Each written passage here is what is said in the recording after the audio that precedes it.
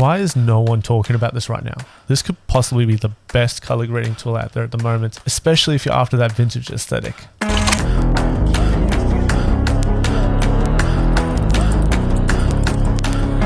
Welcome to Gold Class. This is run by Retrograde Films, which is owned and created by myself, Cullum. Today we're going to be looking at some really awesome software called Dehancer. It is a plugin for the program Davinci Resolve, which is a color grading software. If you're not familiar with it already, make sure you jump on because it is very powerful. Basically, this software, it's been sent to me by Dehancer, so they haven't sent me any kind of money or anything like that. I'm just taking a look and doing a bit of a review for you guys. Make sure if you do pick up a copy of Dehancer that you use my code Retrograde10 to get 10% off your order. If you're not familiar with film emulation, it's software that allows you to replicate different stocks of film. Which I'm sure you can imagine it's very difficult and expensive to actually shoot on film these days. So replicating is the next best thing that we can do. So we're just going to jump straight into this shot here. It's a little short dance film that I shot last year called Lights Out, directed by Tanika Westcombe and produced by myself. We're going to take a look today at all the different tools that you have available. So chuck down a new node, throw your Dehancer plugin on there. So we're going to start off with the input. Now, this is basically a camera select. So if you're shooting on a specific type of camera, whether it's an Arri or a Red or a Blackmagic, a Sony, a Canon, or any other of the crazy amounts of cameras that are out there at the moment, you can go through here and choose a camera. So depending on what you're on, they basically have a color profile for every single camera that exists. However, for me, I shoot on a lot of Panasonics and they don't have the new full frames yet, but I'm assuming that those are coming out. I've actually heard back from them that they are developing a lot of camera profiles at the moment. So updates will bring whatever you have, especially future cameras as well. So depending on whatever you work on, there's an option for you there. With this footage, I'm going to stick to Rec 709 because this stuff has already been color corrected. So I'm just going to leave all of this pretty much blank for today, but you do have controls over your temperature and your tint, as well as your defringe, if you need to remove any kind of chromatic aberration from any kind of like harsh lighting conditions. Now, moving along, we've got our film selection here. So this is where we're going to be choosing the type of film stock that we can replicate. Dehancer has a pretty big selection of film stocks. Taking a look here, you've got everything from Agfa, CineStill, which is some Kodak. You've got a bunch of Fuji colors, which is really cool. Ilfords, obviously always a whole bunch of Kodaks there, Polaroids and Rollies, a whole ton of different film stocks in here, which is really awesome. A lot of us really do love the sort of aesthetic of Kodak's Vision 3. Very, very common in the film industry, and a very nice look to it as well. So I tend to stick with that one. I'm going to be looking at that one today just as a base anyways, but feel free to go nuts and choose any of the available profiles. And then of course we've got access to our push and pull slider here if you want to change the way that the film behaves, if you're familiar with the post process that normally happens when developing film. Moving on to the expand section, you can change the black points as well as the white points here to really dial in the kind of look that you're going for and change that overall tonal contrast. What's nice with a lot of these sliders is that they cascade down and you often find a lot of the same adjustments along the way, so that if your footage changes in a certain way and you need to readjust something, you'll often find a slider that gives you access to make that adjustment and correct your image. Moving along to the next section, we've got our print. Now, this is quite an interesting section. Basically, when you shoot film, you start with a negative reel that exposes your image. So, for example, you might start on like a Vision 3 Kodak film, and you've shot all of your footage on there. When you get to printing, you might end up using something like this Kodak 2383, which is a very common printing film, but they do give some nice options here, and they do get quite extreme. Now, these are just presets, so you can jump into any of these sliders here and really hone in the kind of look that you're after, and they again give you that sort of tonal contrast in a in a single slider, which I do like that, having that feature. So your color density, you can really see, you can push some of those colors back in there, and of course your saturation as well.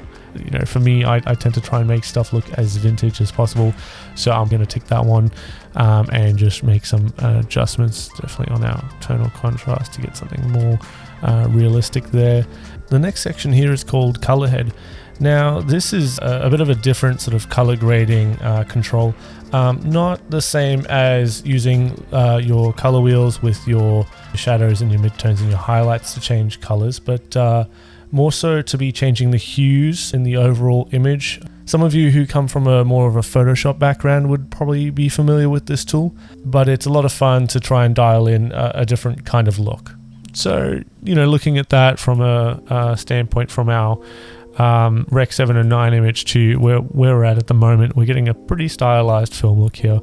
Next along, we've got our film grain. Now, I'm sure a lot of you have probably already used some film overlays where it's basically just a gray grain image, and you've done like screen or lighten or something like that to overlay it on your footage. I mean, sometimes that's fine, especially if you're, you know, on a quick time schedule or you don't have the money for certain plugins and stuff like that. But it doesn't really emulate true grain, and it can look a little bit cheap and nasty on your footage. Basically, film grain emulators like this and also similarly like nitrate emulate film truly to where your shadows and your midtones and your highlights would actually fine grain. So it does mask out areas in order to add the grain to these. So in this section, it's very handy. I do like the amount of controls that we have here. Here, I like to grab my film resolution and drag it all the way up to 100%. You know, these days, yes, we do like to soften our footage a little bit to make it look a bit more aesthetically pleasing and vintage. But I do like to try and keep all my details there. Then we've got some, you know, amount we can really go crazy, but we want something not too nuts here. Size probably a bit small as well. Then we can adjust, you know, our shadow grain and our mid grain and our highlights. You know, you might bring down a lot of your highlights and get sort of more of a grimy look in your shadows and muddiness to it. Excellent to have these controls here with the shadows and the midtones and the highlights. They just really give you a lot of control to fine-tune where that grain's going to show up in your image. And you do have a chroma slider here as well, which you know, helps you to avoid sort of that digital or unnatural grain coming in.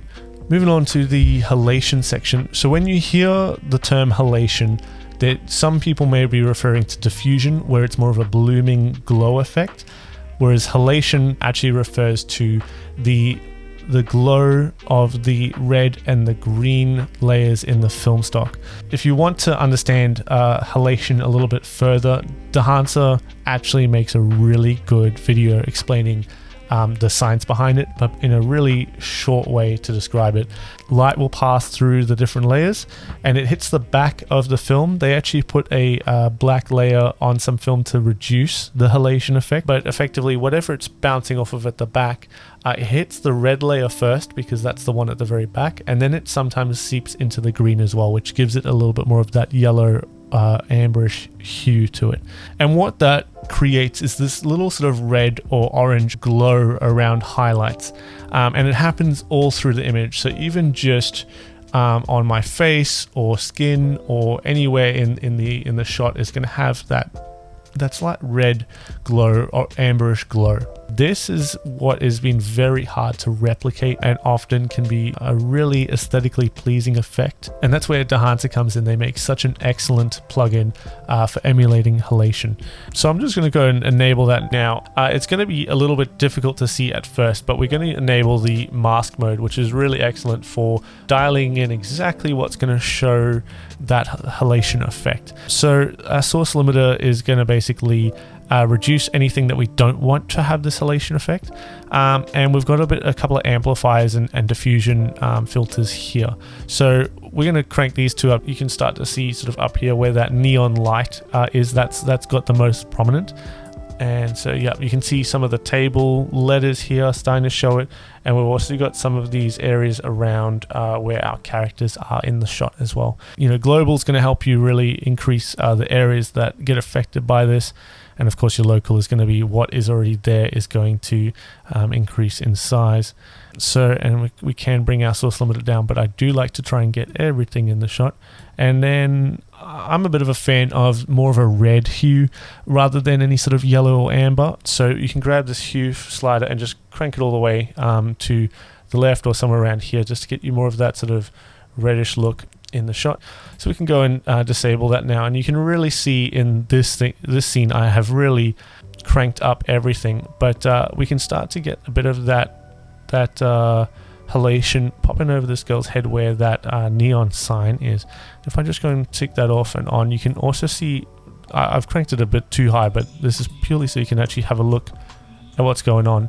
But you can see here that on their skin, that's really started to show this halation. So now we can sort of dial that in a bit, you know, bring everything back down a little bit, amplify as well, a bit too crazy, smoothen it out a little bit, maybe that local diffusion up. And yeah, just have a bit of a play with it, but always remember that you don't want to do too much. This is one of those effects that's very subtle, almost unconscious and not noticeable to the naked eye. You could put the images side by side and you wouldn't really be able to tell the difference, but you'd say, hey, that one just looks a little bit more you know, organic or aesthetically pleasing.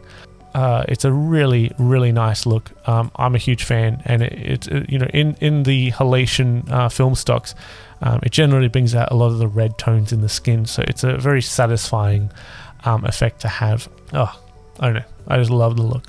So that is Halation. I'm going to leave that on just because it does give a little bit of warmth to this scene, especially on their skin. And we're going to move down to the bloom effect. Now this is effectively the filter that I've got on now for you guys. So a bloom effect is really handy for when you want to add a glow or a halation sort of look to your image, a diffused, softer look to your image, and you didn't put a filter on your lens. So this is really handy to have. There have been some digital ones I've seen floating around for video, but they've never really had any kind of control. So this is a very useful little tool to have in here as well. So I've gone and enabled that now. Let's have a look. We can chuck on our mask mode and really sort of crank everything up here, just to find where we're sort of looking at. You can even go a bit of impact to bring that up a lot. Obviously digital is never really going to always compare to in camera, so if you can chuck a filter on there, it will look a lot nicer than if you do it in post, but it is a lifesaver, especially sometimes if you just need to add a little bit extra. Like you might chuck on a filter on the camera for when you're shooting, and then you say, hey look, the highlights and stuff, they just didn't really fade off the way I wanted to. So you could take the bloom effect and just sort of crank it up, and then you get a lot more diffusion around a lot of your hotter, brighter areas, and your shadows tend to lift up a little bit too. And then you can also bring that right back down.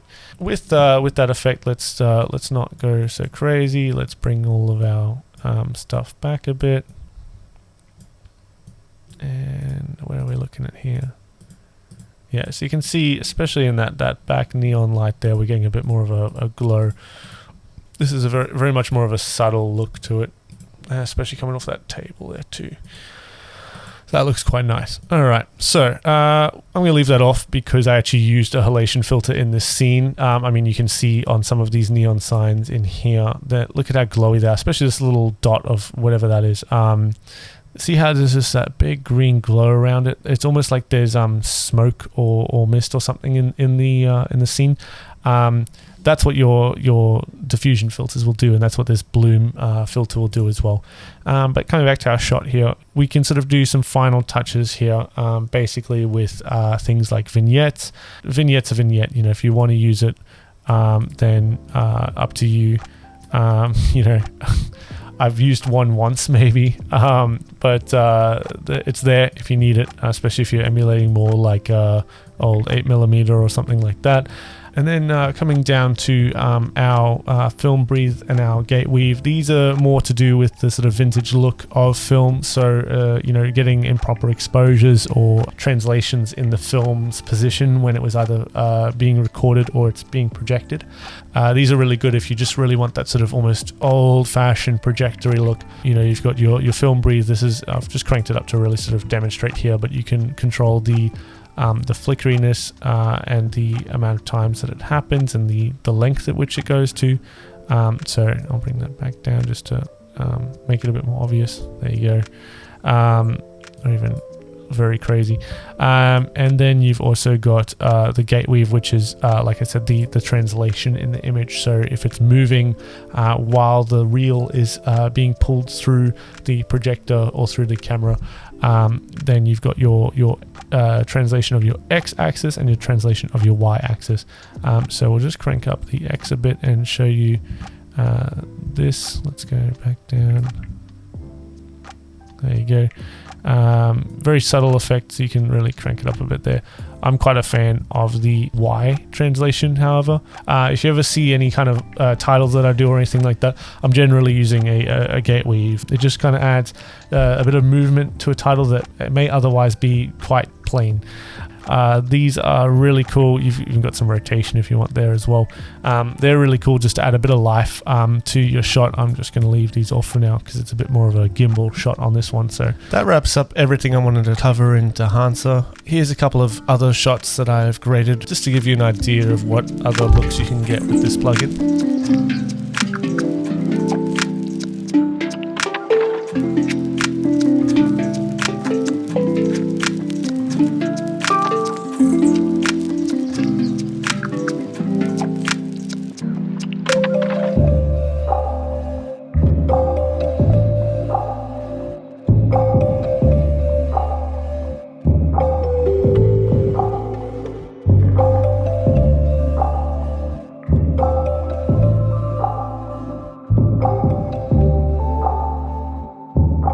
Alright guys, that's been my quick look today at the Dehancer plugin for Davinci Resolve. Thanks for watching today guys, I hope you enjoyed. If you have any questions, please feel free to jump into the comment section below or contact me through my website Retrograde Films. And if there's anything else that you want me to cover in any future films, just slide my DM. Thank you for watching and I hope you enjoy the rest of your day.